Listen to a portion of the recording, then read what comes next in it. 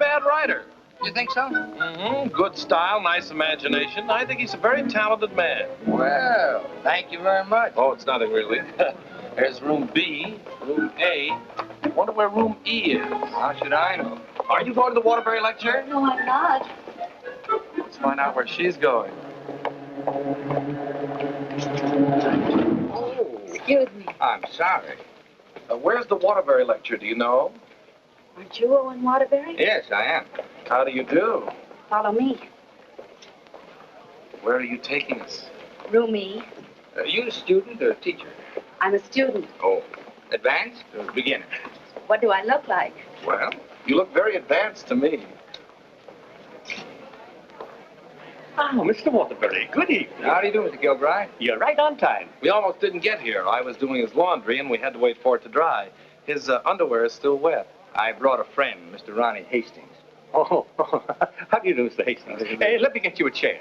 No, never mind. I'll sit in the bleachers.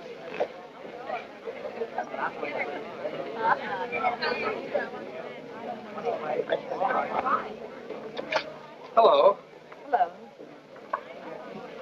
You going to be a writer, too? I hope to be someday. This lecture should help you a great deal. He's a great writer, isn't he? Oh, yes. Of course, he gets most of his ideas from me. Excuse me. Yes? You're sitting in my seat. Oh, I'm terribly sorry.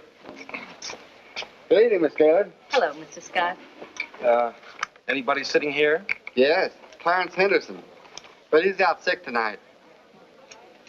Well, then why did you make me move? Oh, Clarence and I don't speak. Oh, well... Attention, class. As I promised you, our guest speaker tonight will be none other than Owen Waterbury, author of the new bestseller, Last Year's Love. Mr. Waterbury. Oh, louder, louder. That's enough. I understand that most of you hold all sorts of jobs during the day, and yet you've been studying the technique of writing in the evening. Now you're ready to take your pen in hand and go out and conquer the world. You know, I'm hardly the person to tell you how to write because I don't follow any rules. Today, the writer is asked to keep one eye on the bestseller list, the other on art.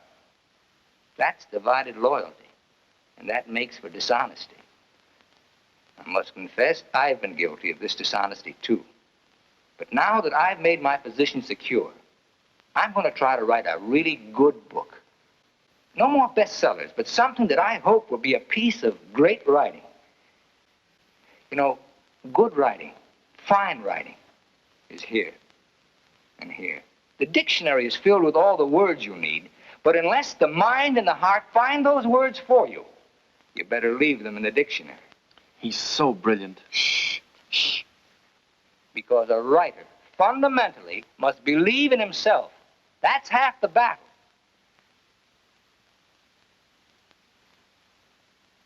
I'd like to interrupt my little talk for a moment to say that I'm going to be in a position to help somebody here in this class. Beginning tomorrow, I'm going to need a secretary. I've already placed the request with the University Placement Bureau, and man or woman, whoever qualifies, will get the job. That's very nice of you, Mr. Waterbury. Well, it's not a big job, but the surroundings will be wholesome. And you'll be able to serve your apprenticeship under someone who's already established. Well, so much for that. I remember when I wrote my first novel. It took a lot of work. I starved, lived in a little back room, all the while consoling myself that I was going to be another poet.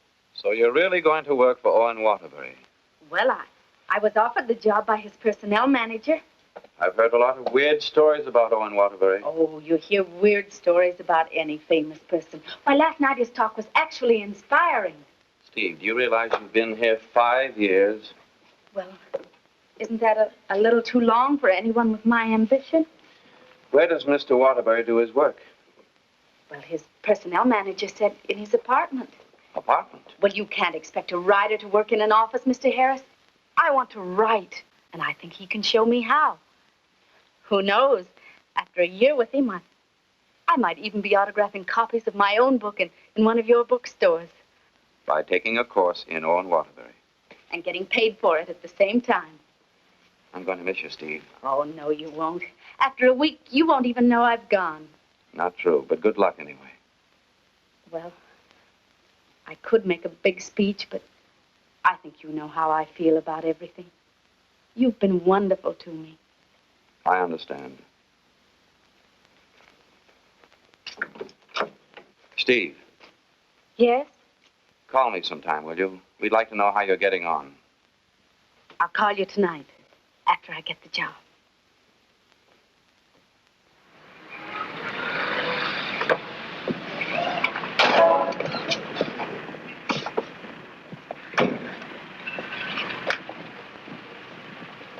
Why don't you watch while you're parking?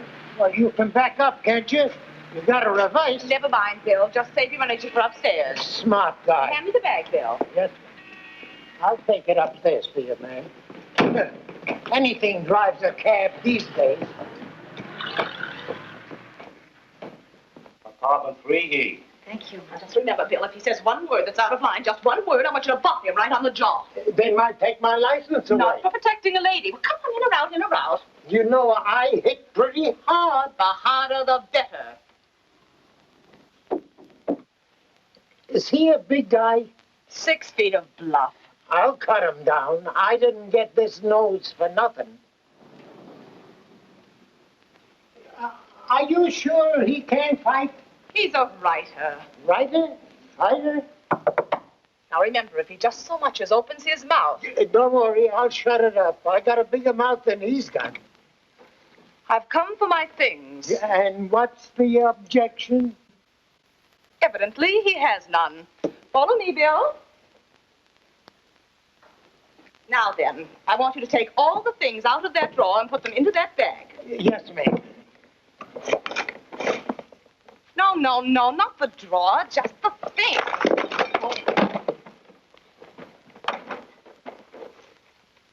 Oh, come in. Come right in. That's right. That's Mr. Waterbury's former secretary. She quit this morning. Won't you sit down? This is my mink. And how? Mr. Waterbury gave that to her as a Christmas bonus. My typewriter. Well, that was sort of a New Year's bonus. My aujourd'hui. She brought her own aujourd'hui. My pot. She cooked once in a while. My bourbon. She drank a little. My cigarette box. She smoked, too. My lipstick. Shall we adjourn to the library? Your frankfurters. Goodbye, Mr. Waterbury. Good thing you didn't open your mouth. Thank you. Come along, Bill. Don't bother with your inferiors. And now, miss, what can I do for you? This is your new secretary. Oh, yes, you're from the Kilbride School. Yes, I am. Say, look at that. She knocked over a bottle of ink all over the carpet, and it's going to be hard to get out, too. Oh, would you try cleaning it up, please, Mary? Not me. The landlady says I'm not to clean up any more messes. Just do my regular work and get out of here. Excuse me. Would you like some help? Oh, thank you very much. Say, you're going to work out fine. Here, Ronnie. I'm an expert at this sort of thing. He sure is. He cleans up about 6 of them a month. I'll need a cloth and some rug shampoo. This is the stuff you've been using lately. Here, this is a woman's job. It was a woman who did it. It was an accident. You better not let the landlady see that. She'll add $100 for damages to your rent. That's more than last month. I got some on my dress. Oh, look, why don't you work on the rug and I'll work on your dress? Why don't you two work on the rug and I'll work on her dress? I'll work on my dress. I'll work on the kitchen. Do you like hot dogs? Occasionally, yes. Fine, we'll have them for lunch, and for dinner we'll have steak. Lunch? Dinner, why? I haven't even been interviewed yet. What's your name? Stephanie Gaylord. What do your friends call you? Steve. Oh, that settles it. I think she should be hired. How are you in shorthand? 120 words a minute. Do you do laundry? From my own, generally. Well, you're going to have to learn to do silk shirts, 120 a minute. I'll do the cooking. And eating. Do you live here, too? No, I live next door. But he hasn't been there since July. That's because I have no kitchen. Well, we share our kitchen on a cooperative basis. He cooks and he eats. You know, Owen and I went to school together. I was in kindergarten, and he was in the 8th grade. Then I went to high school, and he was still in kindergarten. And then I studied piano and became a character in every Waterbury book. And what were you in last year's Love? I was the chorus girl who studied piano and was very bitter about the world. Where'd you work before? Who, me? I was secretary to Charles Harris. He owns the Harris bookstores all over the country. And how is Mr. Waterbury's latest novel doing? Second only to the Bible. Oh, well, he won't like that. You married, Steve? No, I'm not. Please, Ronnie, I'm not interested in whether or not Miss Gaylord is married. Oh, no. My biscuits are burning. I've had married secretaries before, and, well, their husbands were a little troublesome. They were murder. His working hours are very peculiar.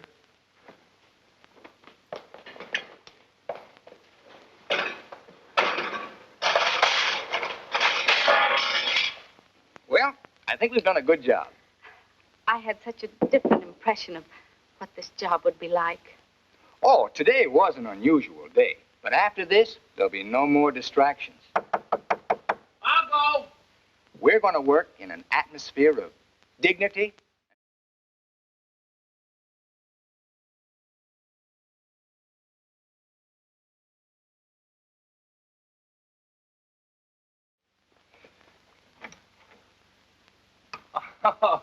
It's your bookmaker. Mary, that man's here again. I heard you. How much do I owe this time? $11. Don't you give me no more of your tips. That horse will come in next time out. Next time out, he'll be dragging a load of ice. Well, what do we owe you? $278 for Owen and $1 for you. Excuse me.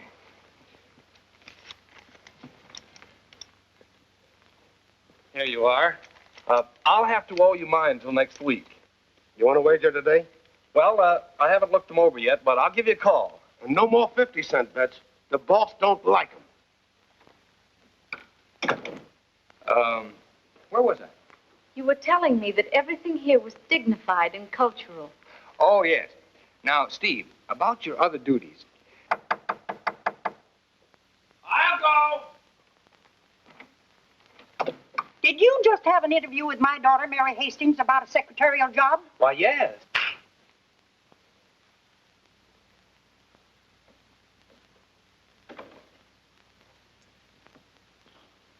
I have a message for you. Well, what's the message? Mr. Waterbury, I don't think I want this job. Well, why not?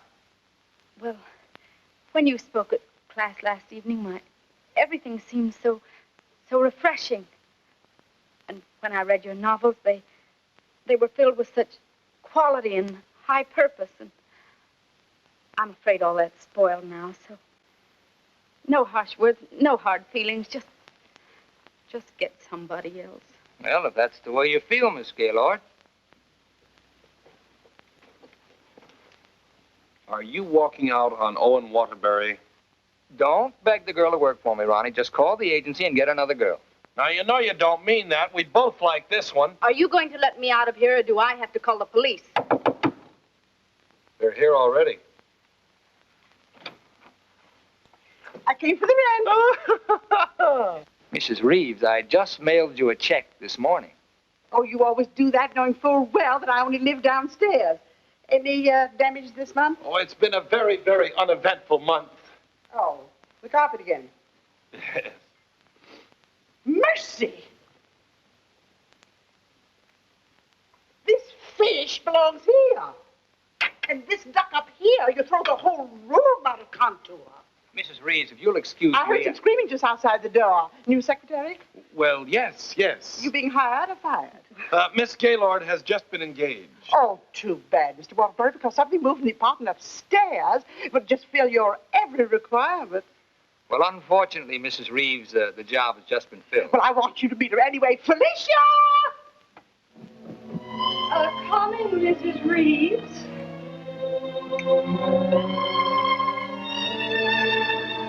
Felicia Adams, I want you to meet the famous Owen Waterbury. How do you do? Him. How do you do? How do you do? Felicia came to California to get into the movies. Now, who does she remind you of? Well, now, don't tell me. Let me guess. Zazu Pitts. Oh, of course not. Felicia, in addition to being a secretary, is a very good actress, aren't you, dear? Now, take off your coat and let them see.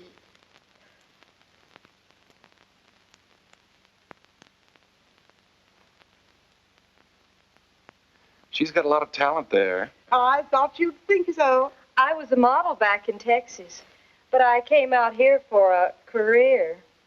Daddy's financing me. A friend of yours? No, my father. Perhaps Felicia could play the heroine in your next novel when it's made into a movie. She could do that. What's the heroine like? It's a girl from the South. Why, I'm from the South. How perfectly coincidental. She's trying to hook a rich man. She's insincere and a moron. Well, what's worrying you? Well, I'm not so worried about being insincere, but as for being a moron... Now, don't worry about that. You could act like a moron, couldn't you, dear? I could try. Oh, I'm going to dramatic school. Maybe they can teach me to be a moron. If you studied hard enough, yes.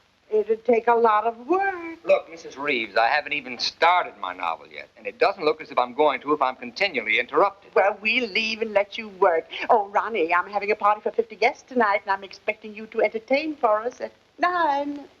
Is it informal, or shall I bathe? If you don't care to entertain at my parties, pay your rent. Well, I'm off to the horse show. You haven't got a chance.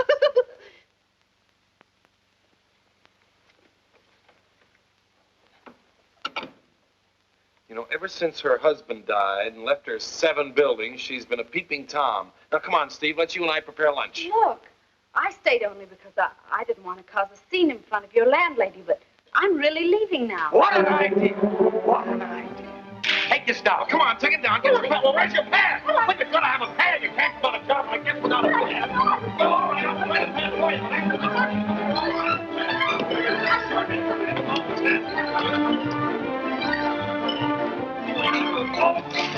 All the kind of pad. Here's the pad. I got it. Here, right up. Get over there.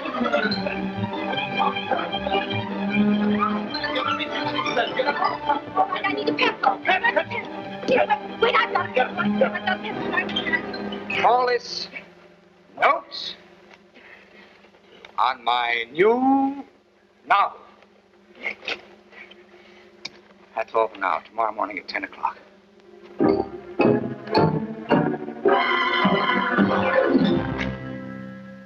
He's incubating. He's incubating at last. Come along. She always starting new novels. Yes, always. I remember on last year's Love, I was baking a cake. All of a sudden, he called me out, and I had to start taking dictation. And I couldn't go back until he was through dictating. At 3 o'clock in the morning, we sat down to chocolate-covered ashes.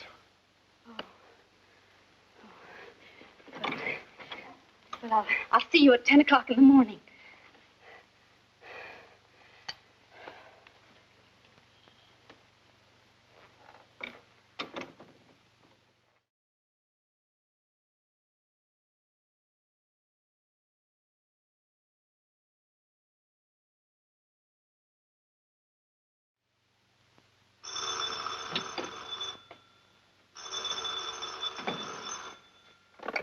Hello?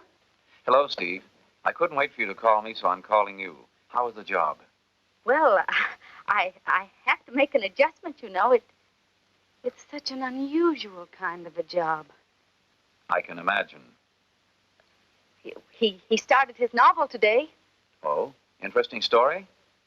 Well, he didn't get very far into it, but I'm sure it's going to be wonderful. He seems so excited about it. Look, Steve, let's have dinner one night this week. Well, I'll call you the first night I have free.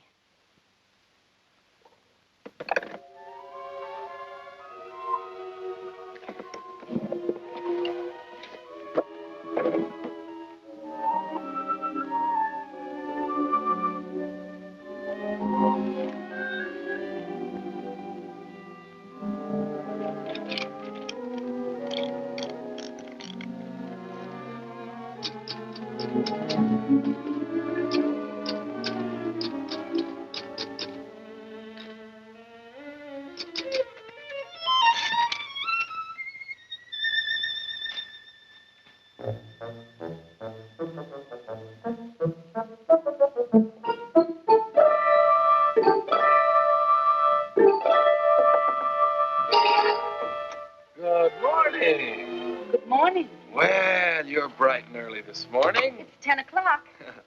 Say, did you ever think how you'd look in mink? Well, I see you've got your pad. Keep your pencil poised. The genius is still dressing. I'm making potato pancakes for luncheon. He's in a sour cream mood today. If you need anything ironed, I'll be in the kitchen ironing. Well, Good morning, Steve. Good morning. Right on time. Let's see, where did I leave off yesterday? Notes on my new novel. Yeah. I'll go.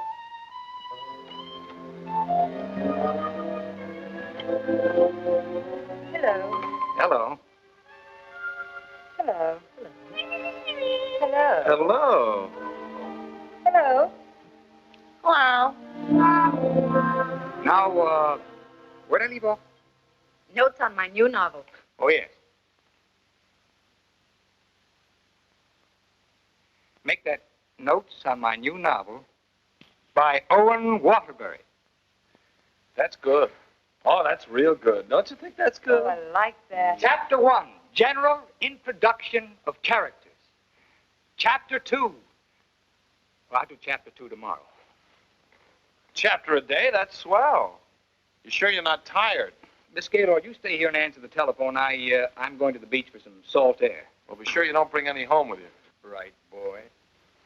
Let's drive someplace nice, like Santa Barbara. Well, honey, anything you say.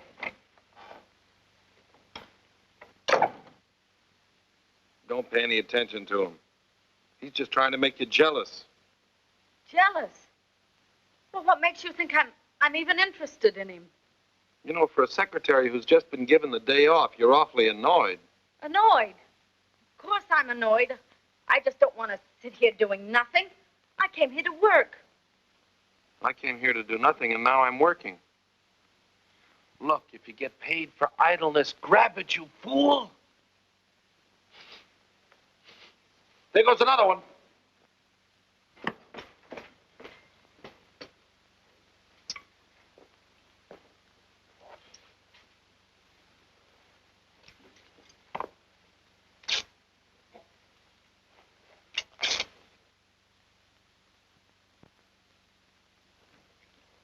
Look, I'd like to ask you a question. Yes?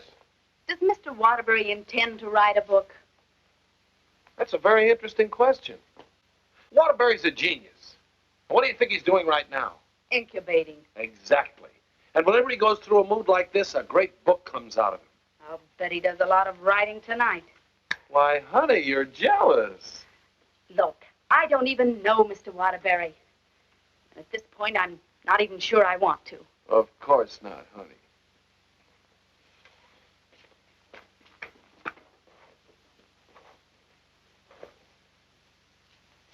Say, can you tell me what I'm doing wrong?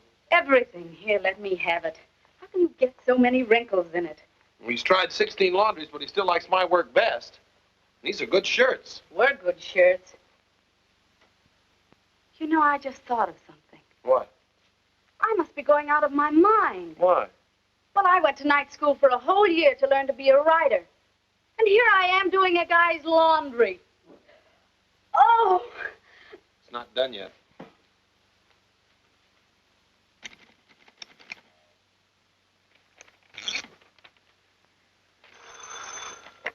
Hello? Miss Gaylord, this is Owen Waterbury. I want you to be here tomorrow morning at 9 o'clock. I've finally gotten the idea. Thank you.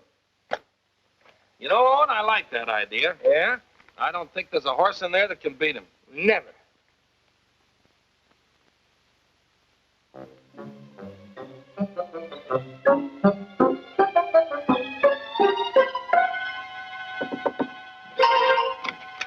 Morning. Morning. Oh, leave your coat on, Steve. The taxi will be here in just a minute. Got a pair for her? Well, she can use mine. Where are we going? To the races. The race. Haven't you ever been? Never in my life. Swell. Always lucky the first time. Come on. But what about that idea you had last Oh, that can wait till after the third race. Look, I got a horse in here. Look, Mr. Waterbury, I don't think I ought to go along. Say, are you complaining about being paid to go to the races? Come on.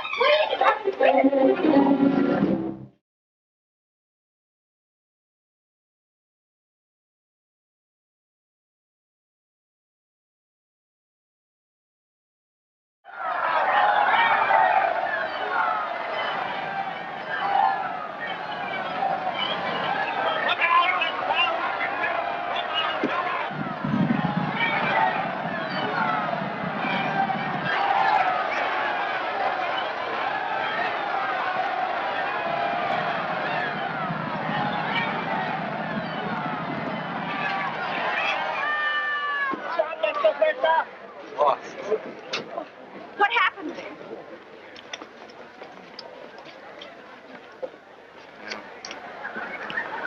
Last time I take those guys' tips. Well, so far this job has cost me $83. Now, don't worry. I'll see that you get that back. Why should you? I gambled and I lost. Well, losing's good for the soul. We had the 3 best souls in town.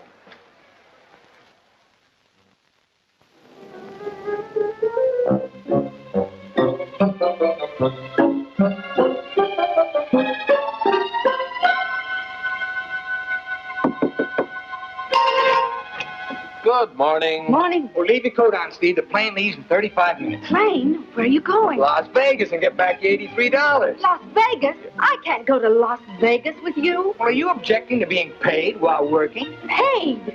I don't think I can afford to work for you much longer, Mr. Waterbury. Oh, Steve, it only takes an hour and a half to fly. Hey, you catch evening plane back, you're home in time for dinner. With tons of money. No, I won't. No, I just won't. No, please. Please, put me down. I'm not.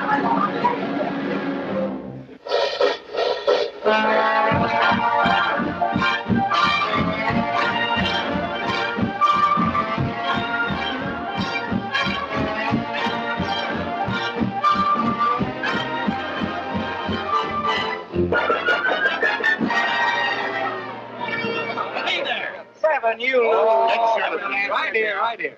No show shooter. No dollar bets here. Where do you think you're going? Los Angeles? Hit the road. Come on, baby. Here we go. Come on. For the easy way.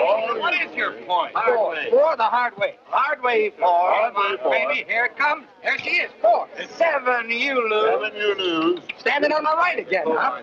When are we leaving, Mr. Waterbury? Leading, I'm stuck 3,000. But you said we'd catch the midnight plane. There'll be another plane at 2, darling. Next shooter, please. Grab Oh, the next shooter.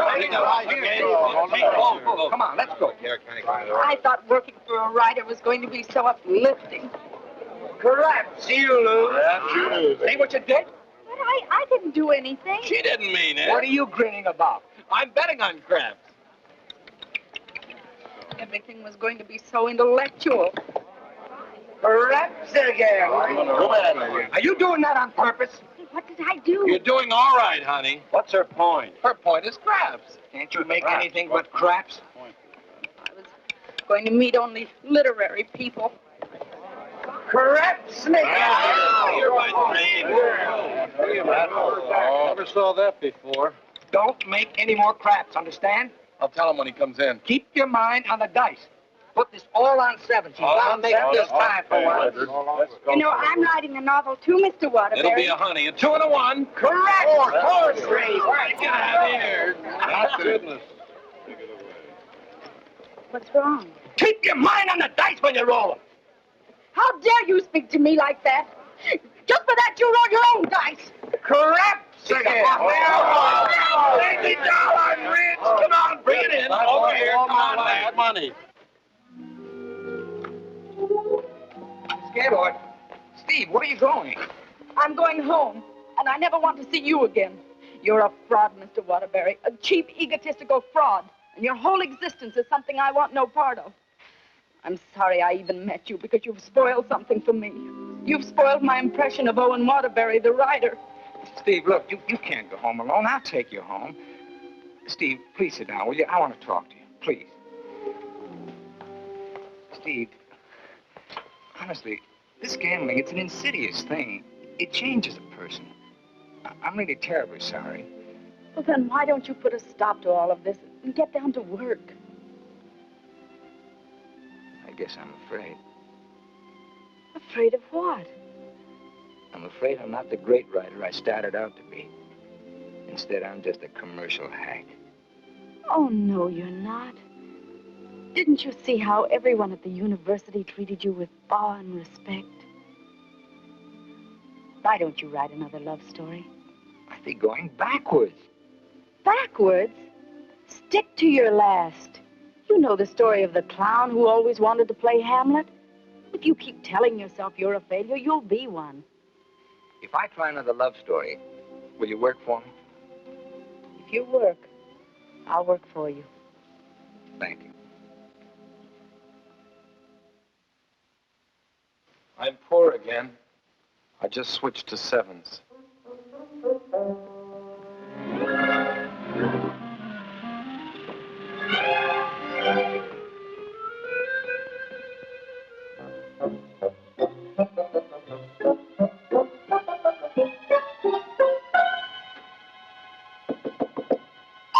Door's open. Come on in. Hiya, Steve. No, keep your coat on. I'll tell you why. The taxi's going to be here in just 1 minute. What? Oh, don't worry. We're going to work, but let's do it at the beach house, huh? He's superstitious, honey. He starts all his novels at the beach house. But why the beach house? Did you like last year's Love?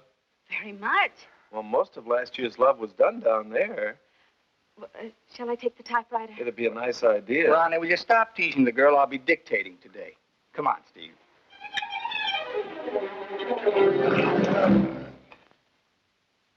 I'll dictate this in outline form, and then I'll polish it up later.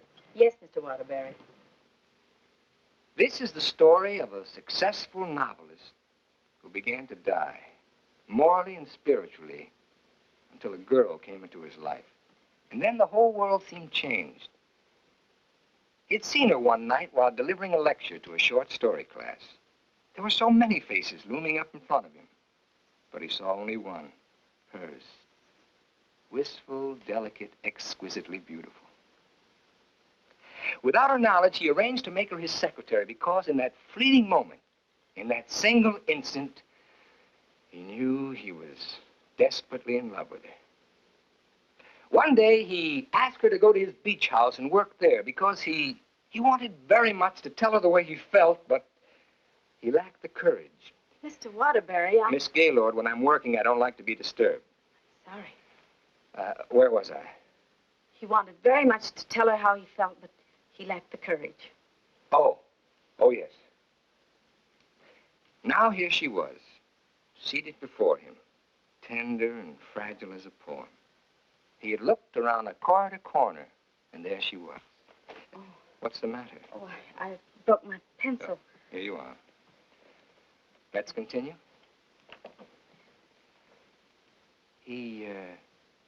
He was tempted to take her up in his arms and sweep her to the summit, but he didn't dare. He knew very little about her, yet there was nothing else he needed to know.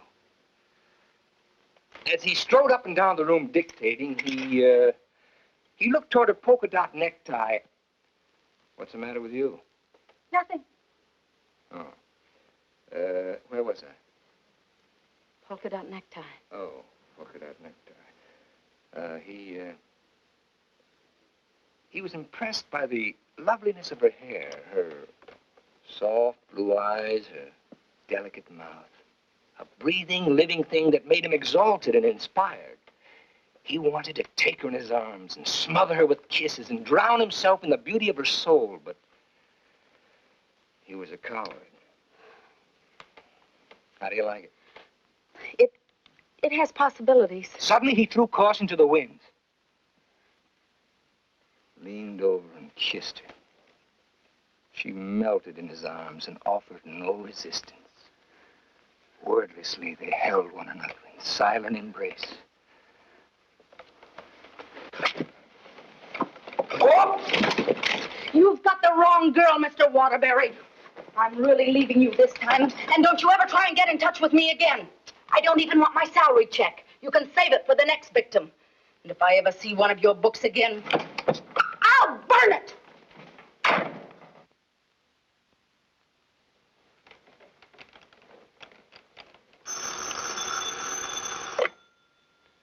Hello. Well, hello, son. I just thought I'd call you and let you know I made dinner for the three of us. And ask Steve if she likes popovers. Steve's just quick. Yeah. I'm dictating a harmless little scene. Suddenly she takes offense, slams me on the couch with a hammerlock, and walks out. Is she insane? Well, I'll call the agency and get them to send over another girl. I better get one who likes broiled chicken, because that's what we have for dinner. Don't call anybody. I'm not going to go to work for a long time.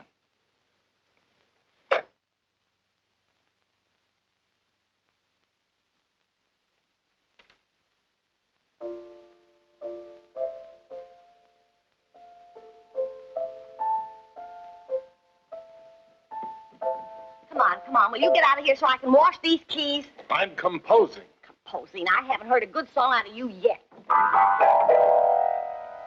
That's it. Give me that again. Thank you very much. What are you calling that thing? I got a cold in my nose. Come on, sing it. Oh, Mr. Ronnie, Oh, don't be silly. I just want to hear the quality. Sniff, sniff, here's a handkerchief. Ka-choo, ka-choo, gesundheit to you. Let yourself go and blow. Oh, let yourself go and blow. Sad, ain't it?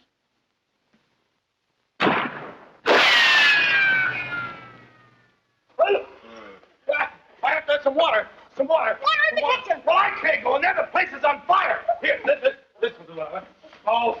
You and your cooking. You and your popovers, they don't pop, they explode. Call the fire department. The fire department, they just put water over everything. I can't. Oh.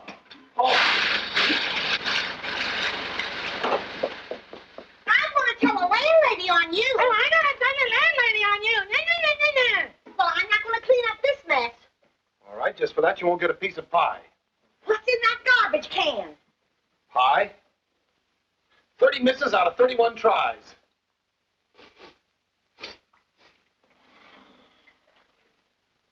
$31 misses. Well, at least the roast chicken's safe. What's that? Roast chicken? How can you pour roast chicken? Well, I had to roast it in the pressure cooker. It melted a little. Oh, he'll have his dinner out tonight. Well, so am I. You don't think I'm going to eat this horrible mess, do you? Hi, Owen. He has a nice roast chicken for you, Mr. Waterbury. Give him a glassful. Mr. Waterbury, I think it's my duty as your servant to tell you what just happened in the kitchen. Hold on, Mary. Why don't you go home? Mr. Ronnie set fire to the kitchen. I don't care if he sets fire to the whole apartment.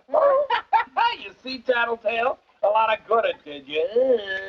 I'm going to tell the landlady on you, and you too.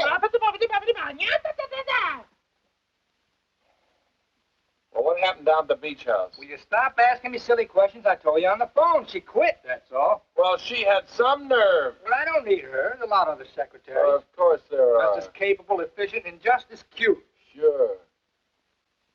We never did find out how good she could type.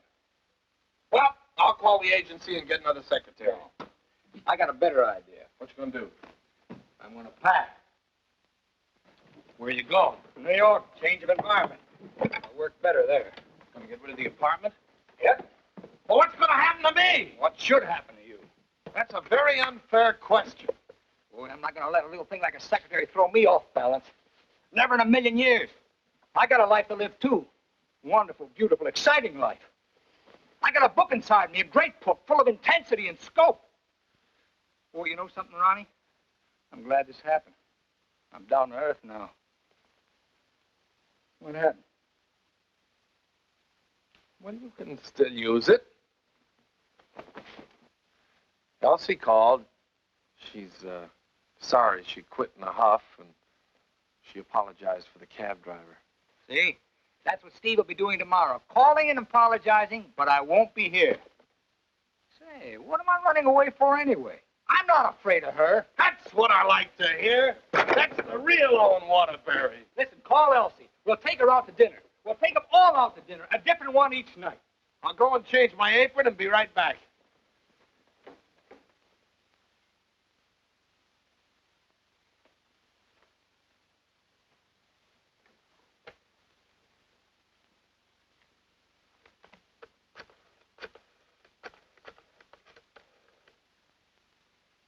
Bryan Detective Agency? This is Owen Waterbury. Yeah. Look, I want you to shadow a girl for me. Stephanie Gaylord.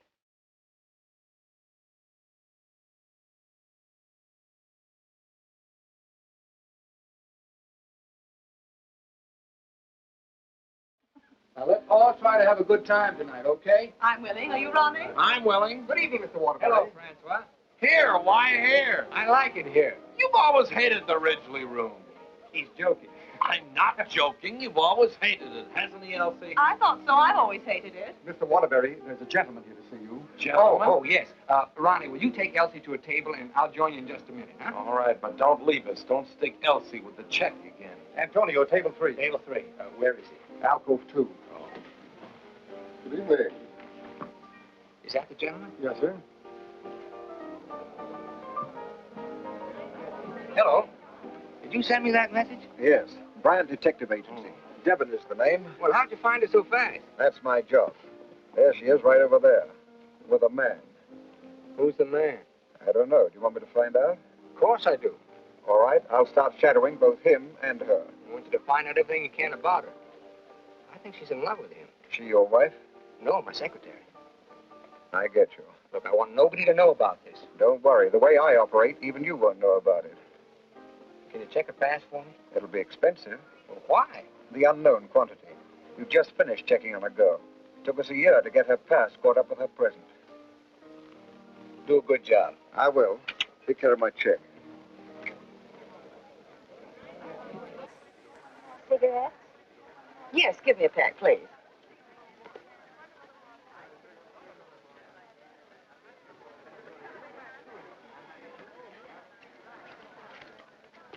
Thank you.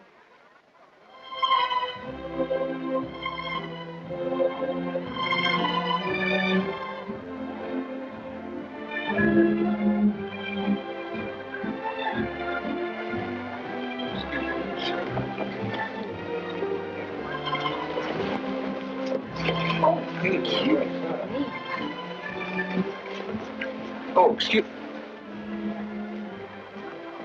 Hiya, Steve. Hello, Ronnie. Don't talk to her. I'm mad at her. Oh, I forgot.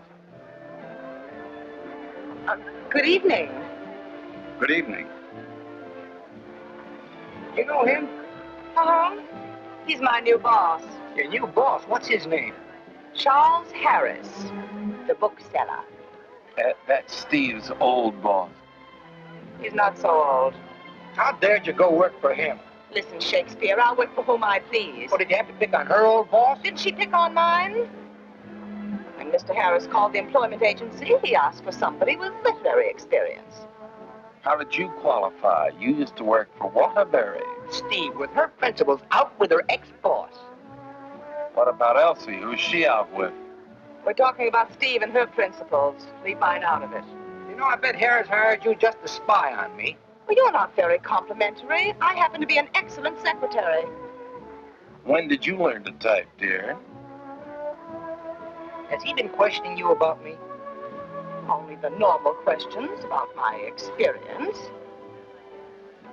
You didn't talk, did you? Ronnie, will you stop looking at everything as one big, long laugh? Well, I've got a laugh for you, lover boy. What? They're going to be married. They're what? They're going to be married. Where are you going? I'm going to talk to her. Your order, please. A broiled chicken. Yours? Well, I'll have a glass full, too. Hello. Good evening. Mr. Harris, Mr. Waterbury. Well, congratulations. I just heard the good news. What good news? How about you marrying Stephanie? May I dance with the bride? That's entirely up to her, isn't it? May I? Thank you. Not at all. So she decided to get married to the wrong guy. Are we going to dance, or are you going to dictate a novel? Oh, now why should a nice, intelligent girl like you marry a man she doesn't even love? For your information, I'm not marrying anyone. Oh, well, now I respect you. You respect all girls who decide not to get married. Going back to work for him? Is this a quiz, or are we going to dance? Well, it could be both. Say, how would you like your old job back? Better terms? Not interested. I'll throw in a bonus. Marriage. Mr. Waterbury, you talk about marriage as though it was something cheap and vulgar. Who else but Owen Waterbury would invite you out for the evening and dance with another girl? I would. Say, why don't you pay him back and dance with Mr. Harris? I wouldn't think of dancing with my boss.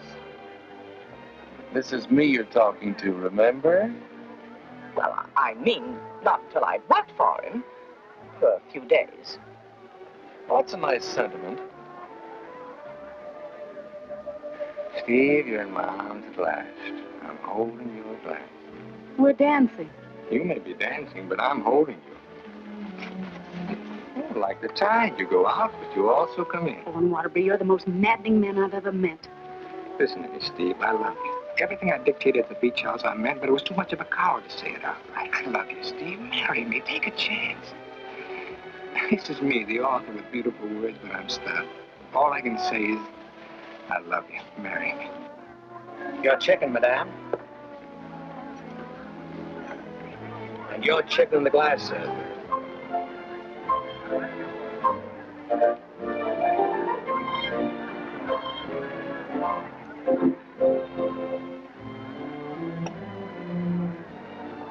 Harris looks lonely.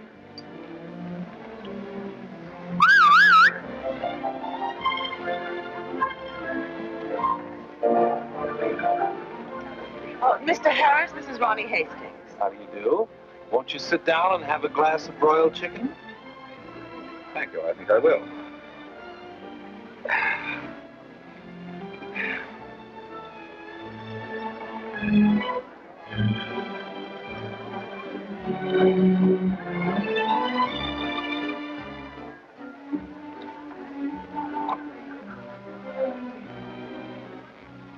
You ever hear the story of the unholy three? If you don't mind, I think I'll be running along. Mr. Harris, would you mind taking me with you? Not at all. Well, who's going to take me? You watch the floor show.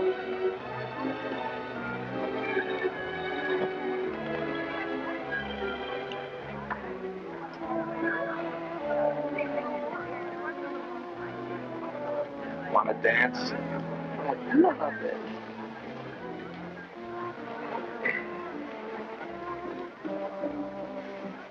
Are you a gigolo? After tonight, I think I will be. Oh.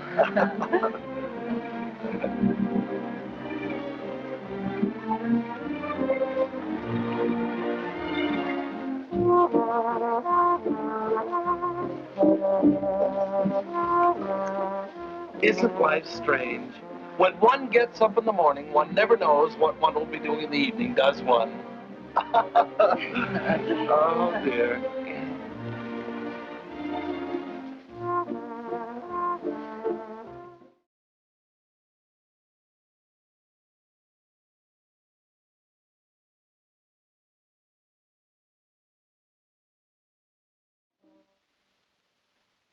And in addition to the office supplies, please order one Remington electric typewriter for the outer office. Mr. Harris's office. Just a moment, please. Hello? Yes. What?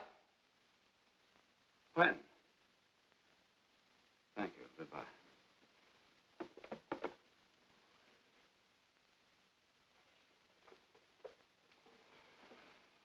the matter? Is anything wrong?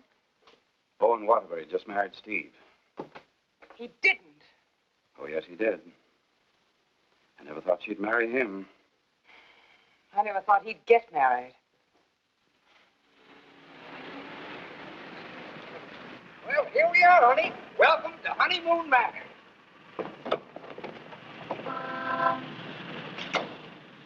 Congratulations! Hi, Ronnie.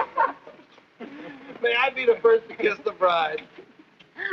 Or am I the first? I'm not a very wide-awake bride. Honey, let's get some sleep and then we'll go over to the beach house, huh? How long have you been driving? 24 hours. Las Vegas and back. Oh. Hey, whose bags are these? Oh, those are Felicia's. As soon as I told her the news, she decided to move out. It's a good idea. Darling, this is quite a threshold. 3 stories up. Well, we can use the threshold upstairs. Oh, good idea. Hi, Felicia. Congratulations. You did very well. She certainly did. I'll get you moved in as soon as I get her moved Okay. out. Why don't you try the building next door, dear? Driver, old lady's home.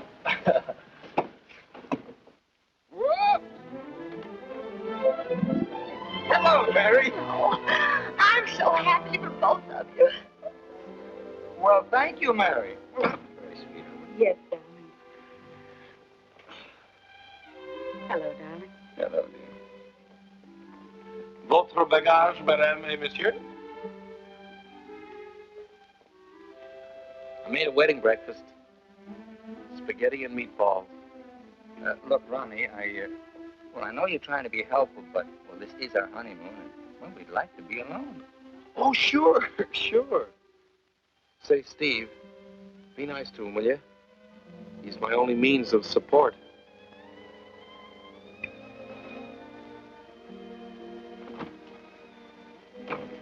Darling, are you glad you married me? Oh, what a question to ask me now. Well, it was on the spur of the moment, and you do change your mind so. Darling, I'll never change my mind about you. You're the first nice thing in my life. Could you tell me where is apartment 3E? Who are you looking for? Isn't that the business of the people in apartment 3E? It's the next apartment down the hall, sir.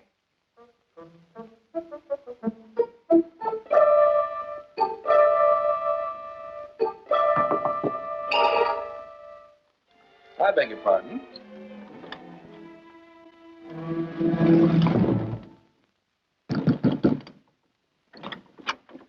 Yes, and what can I do for you? I have a message for Mr. Waterbury. Well, I'm afraid Mr. Waterbury can't be disturbed just now. He's a little busy. My name is Devaney. Will you tell him the woman he's interested in got married?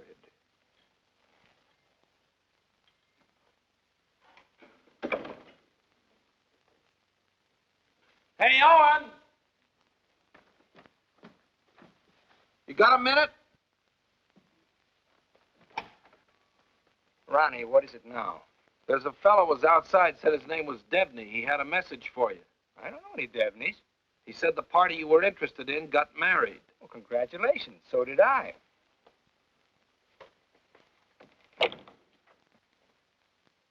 Darling, whom were you interested in who got married? There's only one married girl I'm interested in.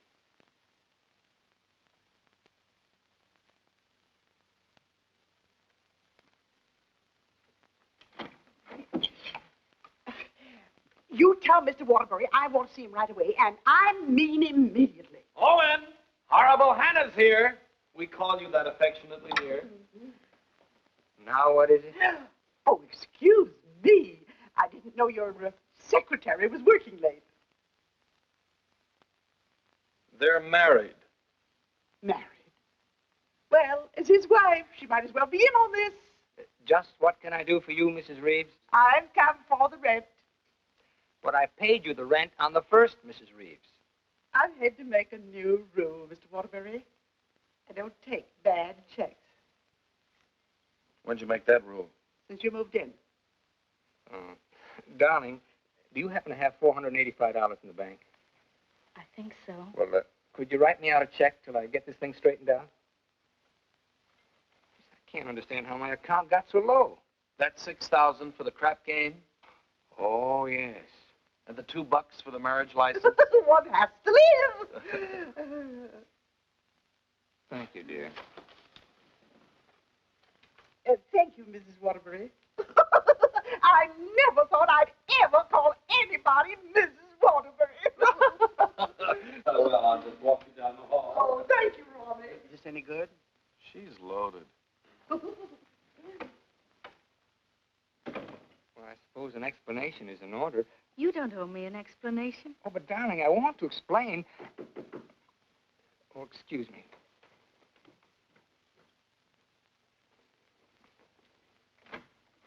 Hello, Owen. Oh, hello, Dick. Congratulations. We just heard. Well, thank you, Bertie. Congratulations. Thanks a lot. Oh, darling! Won't you come in and sit down? Yes, thanks. Oh, darling, I want you to meet Mr. Fulton, my publisher, and Bertie. This is my wife. How do you do? So nice knowing you. Owen, you're not thinking of a prolonged honeymoon, are you? Oh, no, we're just going down to the beach house, and, well, I thought I'd dictate my honeymoon. Good idea. You know, there's a deadline on that novel. It's got to be made. You know why. Well, I'll have it ready, Dick. I'll count on it. Would you like a drink? No, no, thanks. We're double parked downstairs. Come, dear.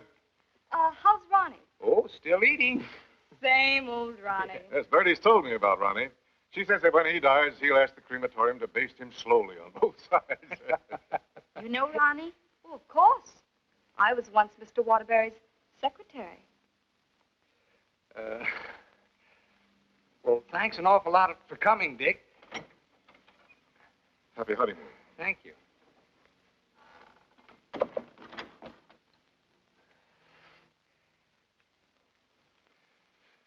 Darling, why did Mr. Fulton look at you so accusingly? Well, I owe him $20,000. I drew it as advance royalty against my next novel. And that mink coat Mrs. Fulton had on? Is that one you gave her? Oh, Bertie meant nothing to me. I'd written a bestseller, and I was throwing money around like water. You can always take it back and give it to Mr. Fulton as part payment. Oh, darling, I'll get you 100 mink coats. Darling, I don't think I can afford 100 mink coats. After all, paying your rent will keep me broke. Honey, did you marry me for my money? No, but I'm beginning to think you married me for mine. Look, darling, let's get out of here. We're never going to be alone here. Honey, I know a perfect little mountain cabin away from publishers and landladies. And secretaries? Well, except you. And I'm going to work. I promise you. I promise you.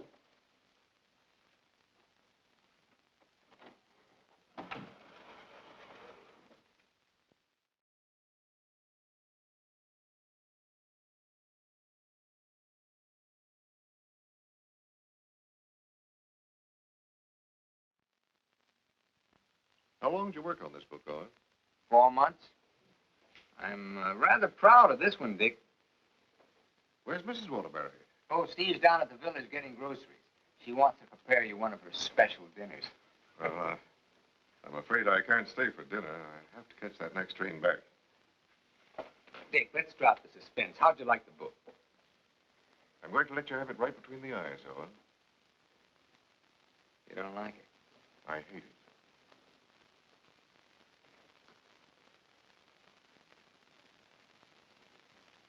It's just about the worst piece of drivel I ever read.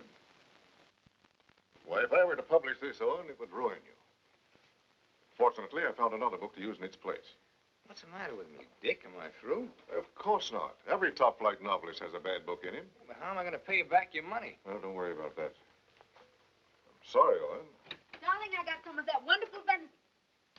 Why, hello, Mr. Fulton. It's so nice seeing you again. Miss Waterbury? Do you like venison? Well, I'm afraid I can't stay. Oh, why not? I got some very important business in town. Well, I'm very sorry. I was going to fix you one of my special dishes. Oh, I'm sorry. Well, some other time.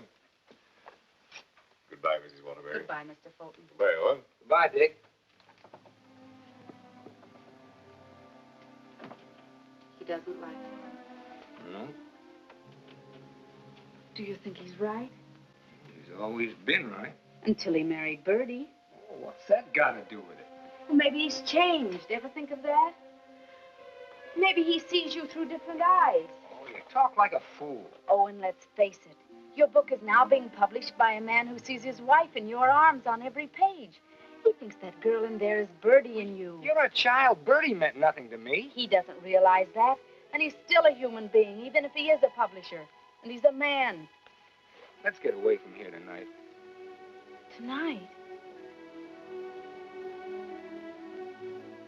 Oh, and you blame me, don't you?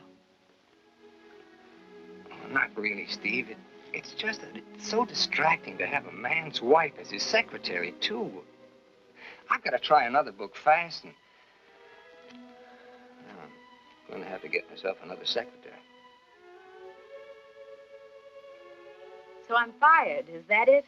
Oh, Steve, it'll be better for both of us if I work by myself. It'll give you a chance to work on your own book. I'll make dinner.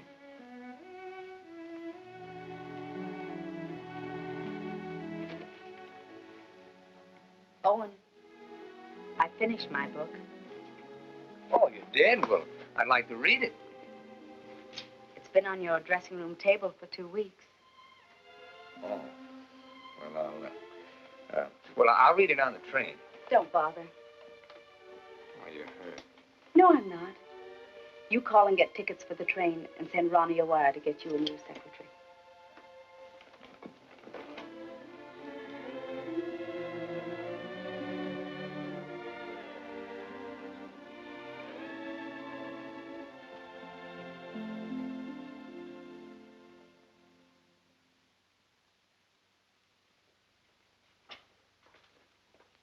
Oh, hello, Mrs. Waterbury. Hello, Elsie. Mr. Harris told me you phoned in from the station. Did you have a nice honeymoon? Very nice, thank you. It must be lovely up at the cabin this time of the year. Yes, it is. A Waterbury original? His last. Steve. Hello, Charles. Sit down, won't you? Thank you. Oh, you're looking fine, fine. Well, 4 months of the outdoor life. None the worse for it. Charles, I want you to do me a favor. This is Owen's latest book. Fulton doesn't like it. I want you to read it and let me know what you think about it. I'll try to be as objective as possible. You will be, I know. And I have another manuscript for you. Mine. You finished it. Yes, it was a long uphill pull. Oh, I've changed the title so many times, but I finally decided to call it Dawn's Yearning. What does Owen think of it? Owen hasn't read it yet. Oh? He hasn't had time. He's been busy writing. He couldn't concentrate on it. I'll be glad to read both of them. Thank you, Charles. Goodbye, Steve. Goodbye, Charles.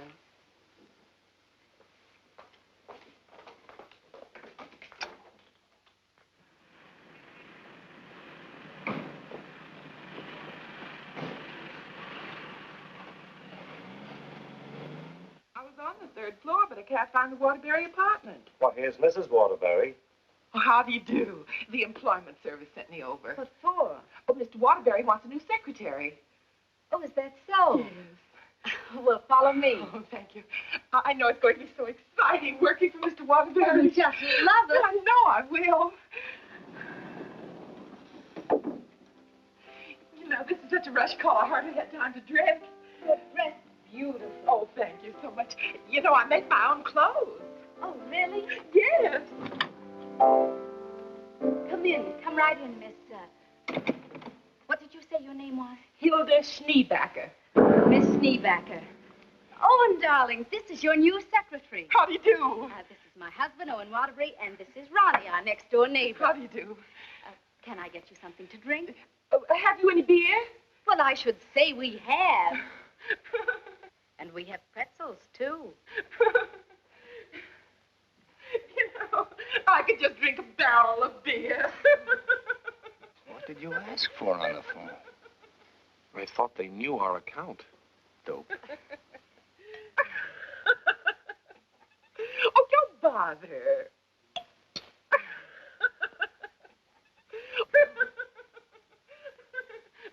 Why don't you bring your beer over here where we can be more comfortable? Oh, do you do laundry, Miss Schneebacher? Do shirts and socks. I don't like to do sheets. Well, sit down, please. How are you on handicapping the horses, Miss Schneebach. Oh, yesterday I picked 2 winners. Played them both right on the schnozola. Oh, and I think she's enchanting. What size coat do you wear? You have to wear a coat on the job? Oh, Mr. Waterbury likes to give all his employees mink coats for Christmas. Oh, I wish I'd known that. I could have saved the skunk's life. I wonder who she means. I'm gonna love this job. You're all so nuts.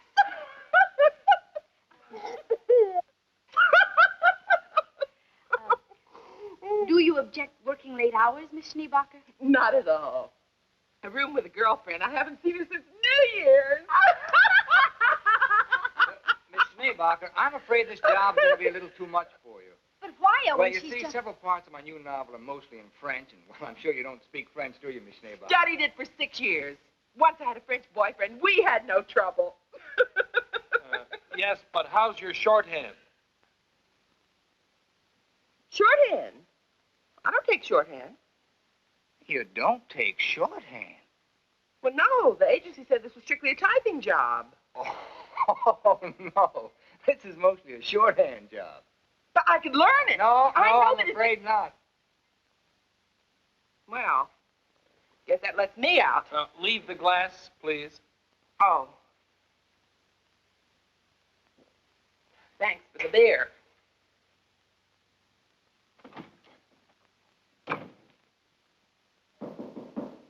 That must be the next one. The next one? I told the agency to keep sending them until we said when.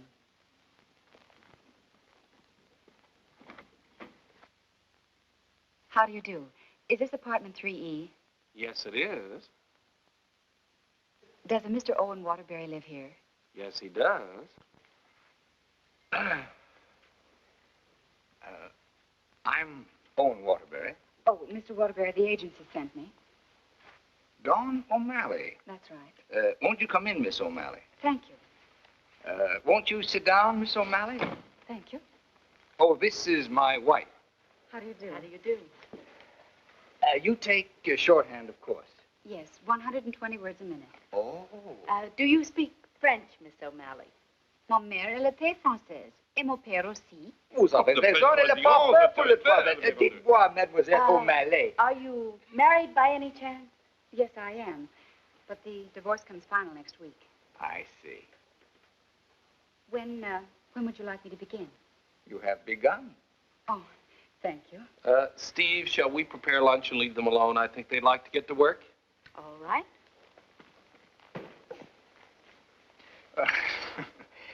Tell me, did you ever work for a writer before? Yes, once about 3 years ago. But I'd rather not talk about it. Oh, well, why not?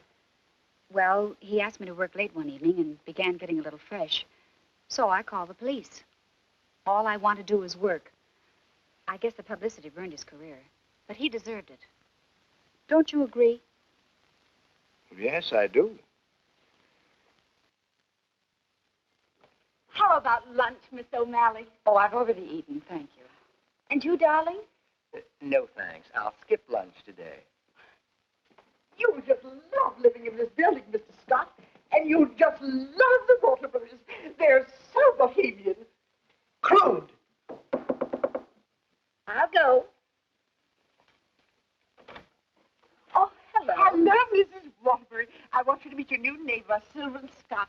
He's moving that little bachelor apartment upstairs that Felicia used to have. Yes, I know, Mr. Scott. Hello, Stephanie. How nice. Come in, come now. I want you to meet the important member of the family. This is the great Owen Waterbury. Oh. How do you do, Mr. Waterbury? And How do you do? This is The horrible Ronnie Hastings. Hello. new secretary. Yes, she was just hired and I was just fired. Mr. Scott's a writer, too. My building will be just crawling with them. Yes, Mr. Scott and I went to night school together. We sat next to each other.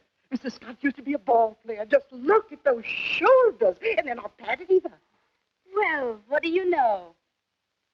Sylvan writes that wonderful radio program called John's Mother's Lover. John's mother's sweetheart. Oh, yes. Tell me, confidentially, is John's mother going to marry her, sweetheart? No, John's father objects. John has no father. Oh, poor John. Sylvan, you'd better rush upstairs and start to work on that radio program. You mustn't neglect John.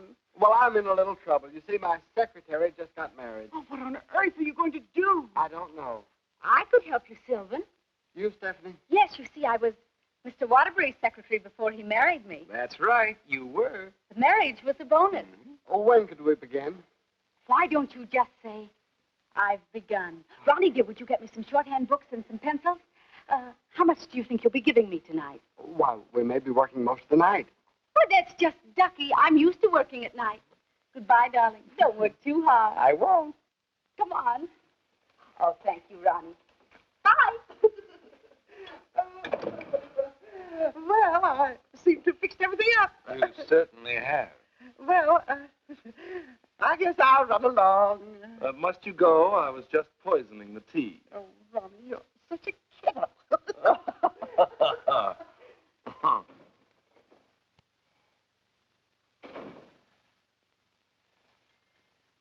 You know, you're going to really like it here, honey child. Watch your hands. I don't tolerate familiarity from anybody, and I mean anybody. I once ruined a man's career, and don't you forget it. Miss O'Malley, you may have the day off. Why don't you make it a year? But I haven't even begun yet. Oh, that's all right. You get paid just the same. Well, all right. What time tomorrow? Oh, any old time. Suit yourself. But I don't understand. Well, how about noon? All right. Thank you.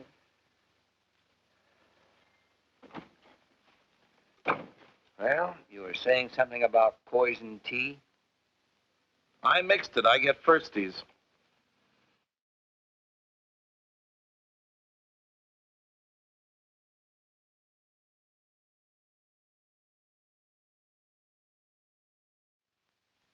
Now, where was I? Sound of footsteps. 3 people. Thank you. Sound of footsteps. 3 people. Door bang. Door crash. Door slam. 2 shots. 3 screams. Siren. How's that sound? Swell. It's bedlam. John, I'm in love with your mother. And tomorrow, I expect to be your father. John's going to be a father, and I'm the first to know. Now I don't have to listen tomorrow. But, Father, I'm older than you are. John's older than his father?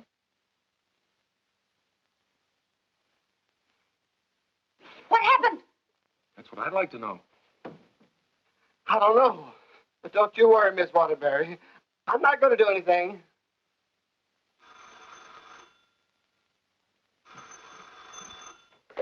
Hello.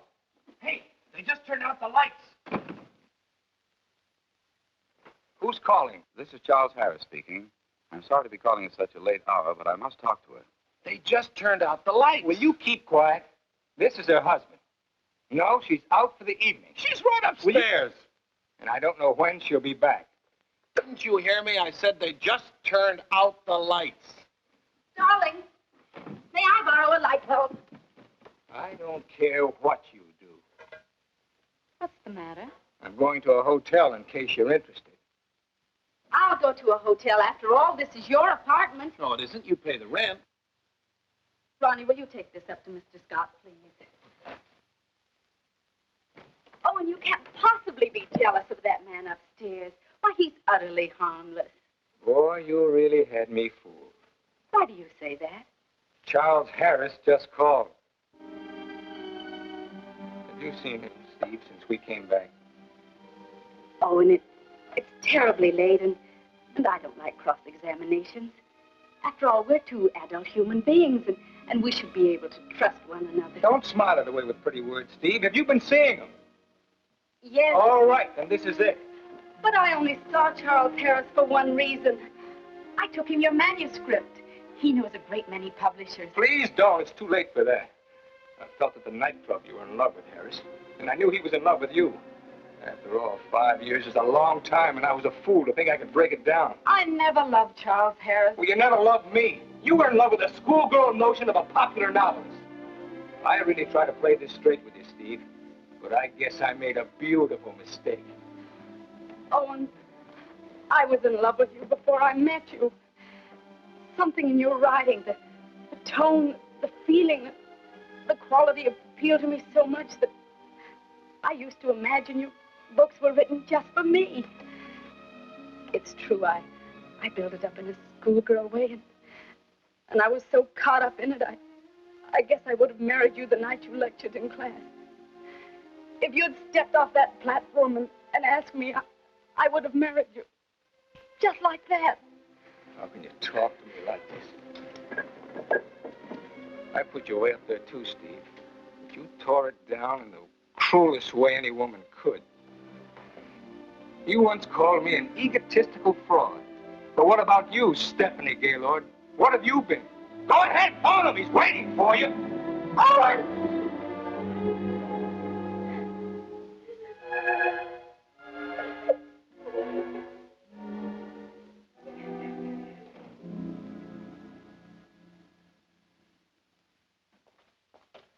Good morning, Mrs. Waterbury. Good morning, Elsie. I have an appointment. Yes, I know. Mr. Harris has a surprise for you. Won't you come right in? Steve. Good morning, Charles. Stephanie Gaylord, this is Mr. McNally, Mr. Hudson, Mr. Burke of the Literary Times. How do you do? How do you do? How do you do? So you are Stephanie Gaylord. Sit down, Steve. This is a big morning in your life, Steve.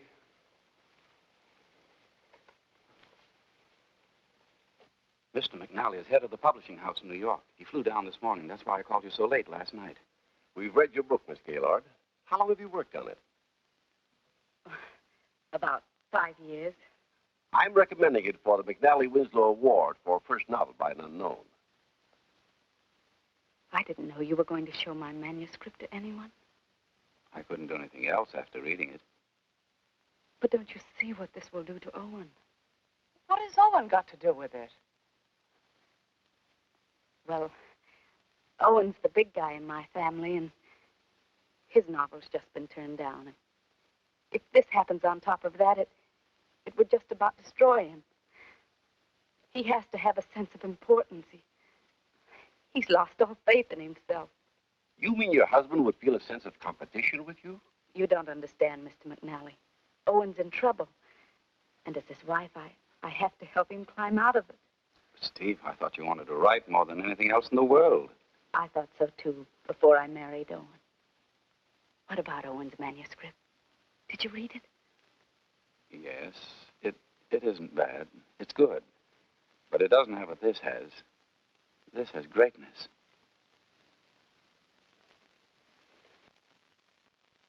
Thank you very much, gentlemen. Steve, please sit down. I want to talk to you.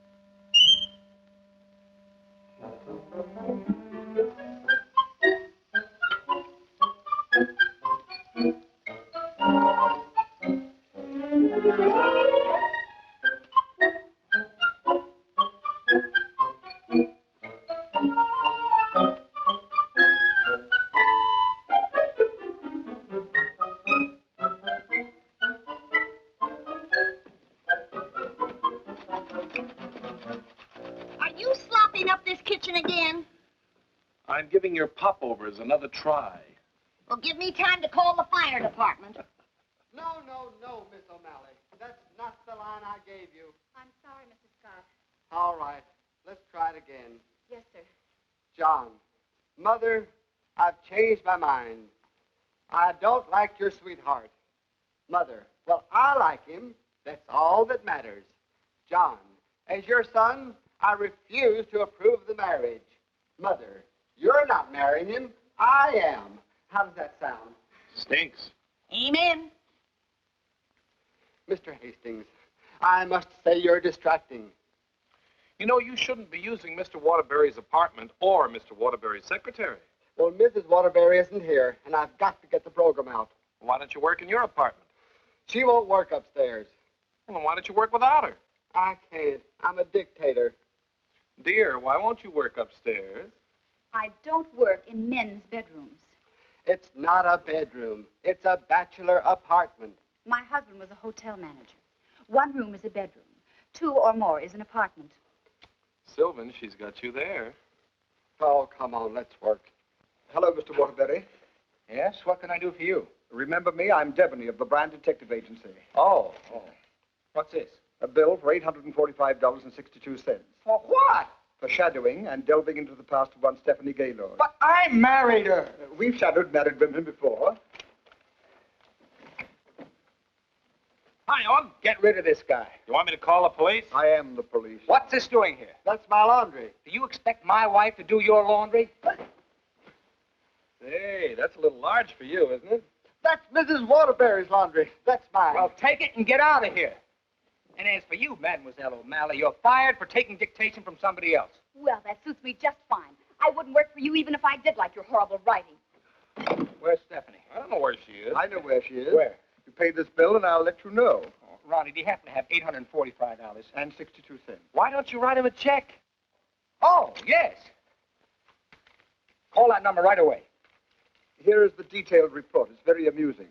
You see, I had to shadow you at the same time that I shadowed her. Here's Stephanie. Oh. Good.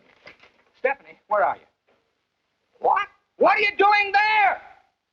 Stephanie, if there ever any chance of our getting together, this kills it now. Finally and for all time, we're through. Charles Harris's apartment. Just like that. No sense of shame. Well, maybe she got her old job back and is working for him. At his home? What decent, self-respecting girl worked for a man at his home? Maybe she's his secretary. Please, don't tell me about secretaries. He could tell you. Here's the report. Page 3 is wonderful. Thanks. Call the employment agency. I'm going to show her. Look, I want a girl this time who's capable and efficient. I'm calling for Mr. Owen Waterbury. A fast typist. I don't care what she looks like. We don't care what she looks like, as long as she's attractive.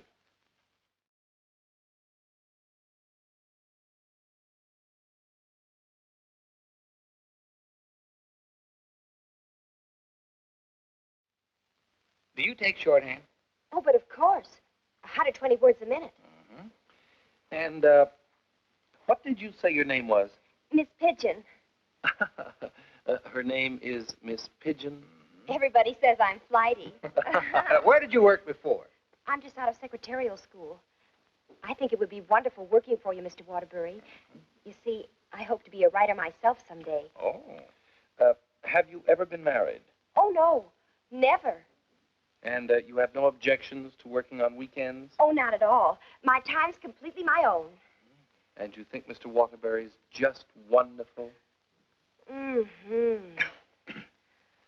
This is a clay pigeon. I've come for my things.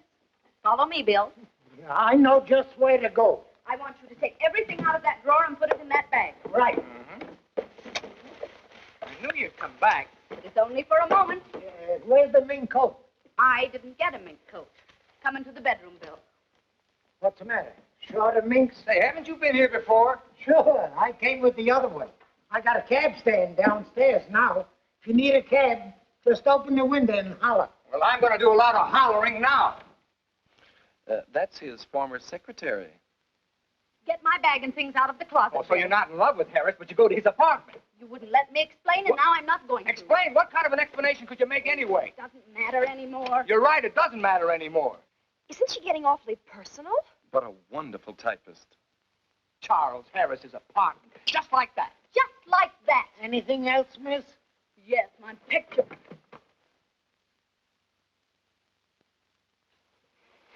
If I were a man, If you were a man, I'd ask you to step outside. Go ahead, hit me. I dare you. Did he slap her? I should say not. She slapped him. I've known all along why you've resented me. It was because I liked your novel, and I told you so. You think you've wasted your time. That's your tragedy. My only tragedy is you. I'm going far, far away from here, and I'm going to write a book about you.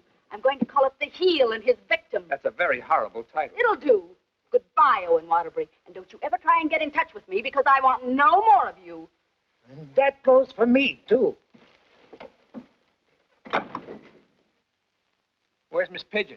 She, flew the coop. What are do you think Steve's going? I think she's going to marry Harris. Harris, I'd like to see that little worm.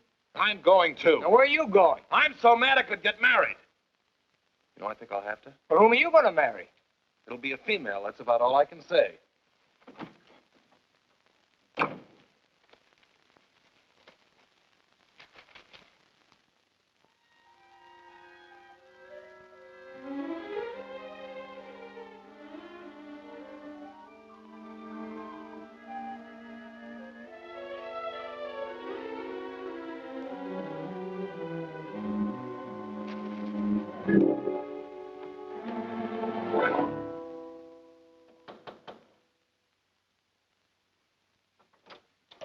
I'd like to see Mr. Harris. Your name? Owen Waterbury. Excuse me, sir. And excuse me, I didn't mean to disturb you and my secretary. Your former secretary. Oh, I didn't know you were in the middle of dictation. Your sarcasm is quite uncalled for. Of course, I don't have to tell you what I think of a man who behaves this way with a secretary. You keep out of this, Elsie. Look, Charles and I are going to be married. Congratulations. What? Just where does that leave my wife? How do you suppose she's going to feel about this? She's in love with you, you know. You never deserved as fine a girl as Stephanie anyway. You know, Harris, I've always wanted to tell you that I really think you're a crude person. Your motives are very obvious. You've given me a lot of grief ever since I married Stephanie, and I came up here to tan your hide. So put up your hands and defend yourself like a man. Oh, you tan somebody's hide. Oh, listen to me, you fool. Why do you think Stephanie came up here in the first place? Because she wrote a novel and Harris wanted to have it published. But she didn't want that. She was afraid it would hurt your vanity and wreck your marriage. She wanted him to help you instead. Oh, look, I've read your last book, the one Fulton turned down. It's grand, it's exciting, it's wonderful. Fulton's wrong. He's just jealous because of Bertie, and it's all your own fault, Mr. Great Guy. You know, someday Stephanie's going to be a better writer than you are. That's my opinion, and you've always valued it. Here, Stephanie's novel. Read that and really get jealous. You know, you're not going to get her back. She's gone away, and it serves you right. I hope I kicked a little sense into you, but I doubt it. Goodbye, Mr. Waterbury.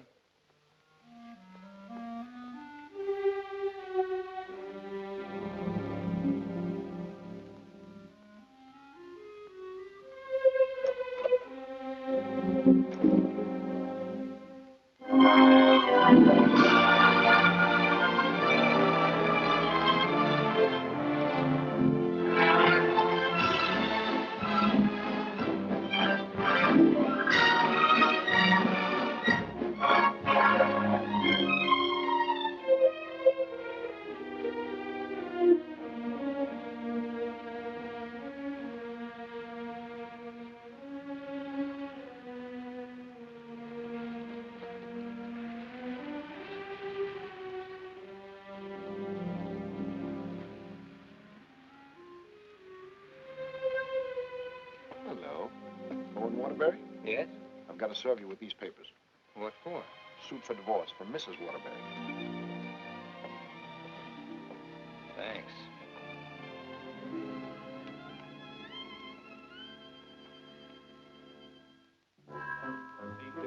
First love at the left after you get out of the elevator. Thank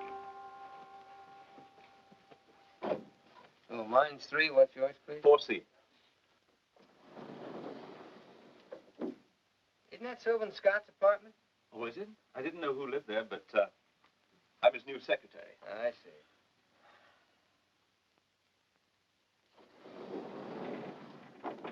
Good luck.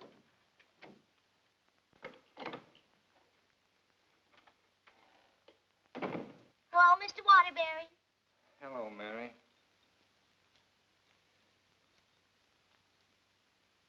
You want a drink? Well, I guess so. Mary, did you see Ronnie around? Well, I haven't seen Mr. Ronnie in about 3 days.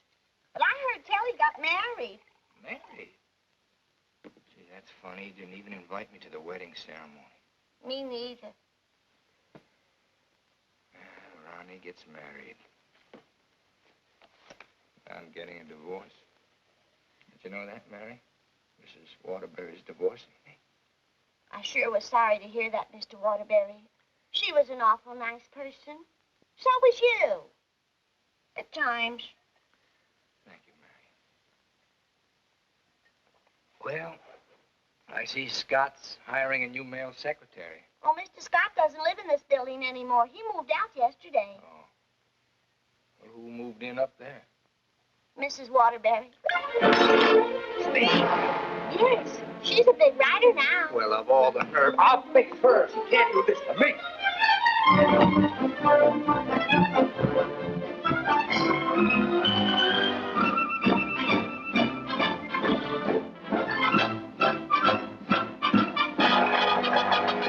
Come in. Yes, what can I do for you? Out. I said get out. But I don't understand. Don't you listen to him. This is my wife.